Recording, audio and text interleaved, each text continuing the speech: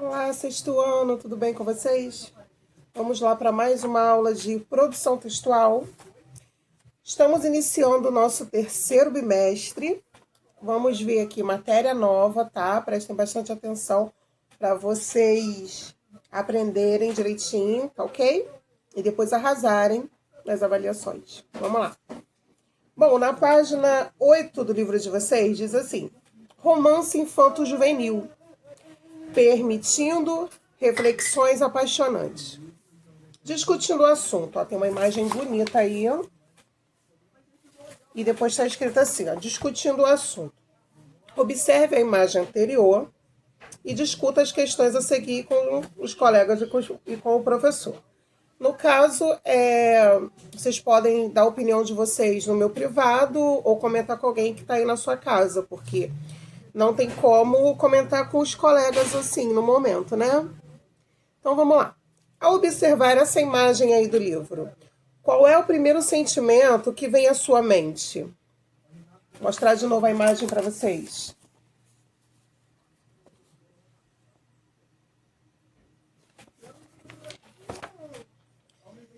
Explique sua resposta. Bom, o meu sentimento, vou falar do meu. O sentimento que vem à minha mente quando eu vejo isso é como se a pessoa estivesse oferecendo carinho, né? Porque o coração representa sentimentos bons, sentimentos de carinho. Esse coração, ele tá vermelhinho aí e tal. A cor também tem muito a ver. Se fosse um coração preto, por exemplo, poderia estar significando que o coração estava rancoroso, com mágoa, alguma coisa assim. Mas como esse coração tá vermelhinho, significa que a pessoa está oferecendo carinho, está oferecendo amor. Comumente relacionamos a palavra romance a um caso de amor entre casais apaixonados. Em sua opinião, no gênero textual romance, é obrigatória a presença de um caso de amor, um namoro ou uma paquera entre personagens apaixonados? Por quê? Você já leu ou ouviu falar sobre o romance infanto-juvenil O Menino do Dedo Verde, de Maurice Druon? Comente o que você sabe sobre essa história, se você souber, né? Nessa página 9, nessa unidade, você conhecerá um capítulo de um romance infanto-juvenil escrito por Maurice Druon, O Menino do Dedo Verde. Quem não conhece vai conhecer agora. Tistu, personagem principal da história, nasceu e cresceu cercado de luxo em uma mansão, a Casa que Brilha, e tinha criados que o adoravam. Quando completou 8 anos, seus pais decidiram mandá-lo à escola, com a intenção de prepará-lo para as coisas da vida e capacitá-lo para, no futuro, assumir e dar continuidade aos negócios da família. No entanto, o menino acabou sendo expulso da escola por dormir durante as aulas. Com isso, os pais de Tistu resolveram que sua educação se desenvolveria de outra maneira. A partir daí, Tistu descobriu um dom fantástico que mudaria sua vida e a de todos os moradores da cidade de Mirapólvora. Leia a seguir o capítulo em que se conta como Tistu descobriu seu dom. Eu vou ler só um pedacinho com vocês, porque essa história aqui é muito grande. Ó. Tem nessa página 9, página 10, página 11. Tá? A leitura é grande, então eu vou ler aqui um pedacinho. Onde Tistu recebe uma ligação de jardim e descobre ao mesmo tempo que possui polegar verde. Tistu pôs chapéu de palha para ir à aula de jardim. Era a primeira experiência do novo sistema. O senhor papai havia julgado melhor começar por aí. Uma lição de jardim, afinal de contas, é uma ligação de terra. Peraí que eu me perdi. Essa terra em que caminhamos, que produz os legumes que comemos, e o capim com que os animais se alimentam, até ficarem bastante gordos para serem comidos. A terra tinha declarado ao senhor papai, está na origem de tudo. Tomara que o sono não venha, dizia Tistu consigo mesmo, a caminho da aula.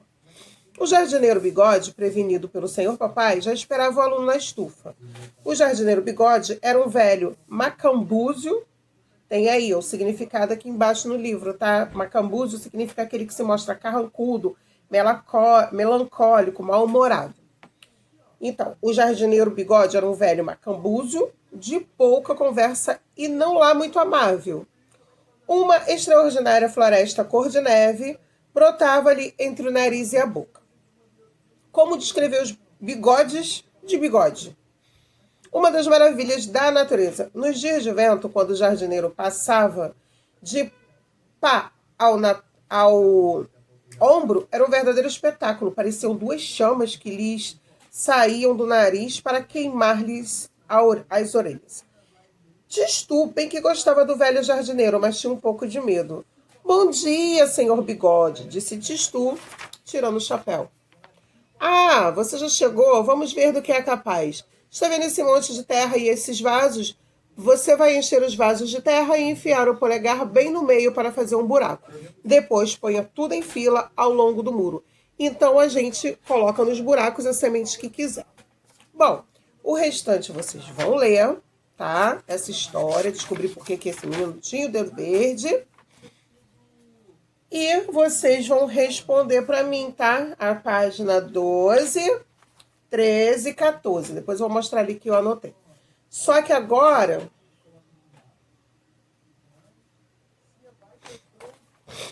eu vou ler para vocês aqui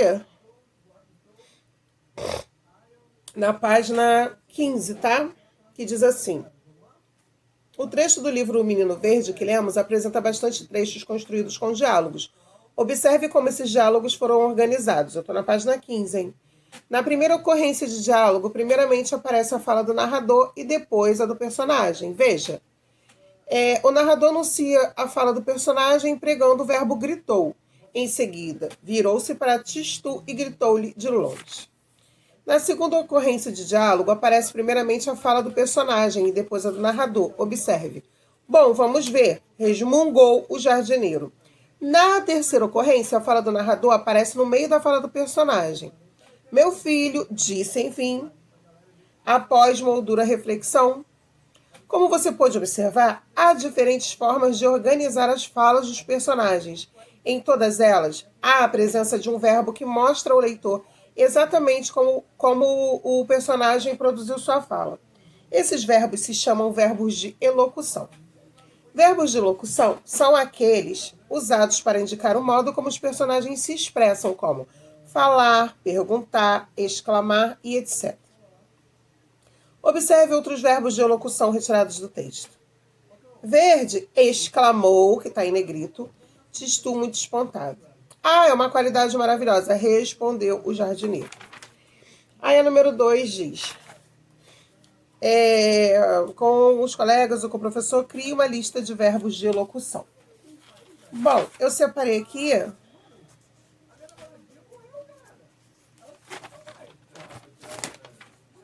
alguns verbos para vocês. Ó. Dizer, afirmar, declarar, perguntar, indagar, interrogar e etc. Tá? Vocês podem colocar essa resposta na número 2, na página 15. E também tem a número 1 na página 14 que eu queria fazer com vocês. Ó. Em uma narrativa, o narrador discorre sobre os fatos para um possível interlocutor, que no caso somos nós, os leitores do texto. No caso do capítulo do romance que você leu, esses leitores surgem de modo explícito, né, meio que escondido, por meio do pronome vocês. Copie do texto um trecho em que o narrador conversa com os leitores. Vocês vão achar lá, ó, vocês compreendem facilmente que depois de cumprimentar cada rosa de um ramo, cada cravo de uma touceira, tá? Vocês vão achar esse trecho lá. Pode já colocar aí a resposta. Depois de fazerem a leitura com o pedido, Menino do Dedo Verde, vocês vão fazer essas páginas aqui. E depois eu coloco lá no grupo corrigido em PDF, tá bom? Vou encerrando por aqui mais uma videoaula de produção textual. Até a próxima, gente. Beijo!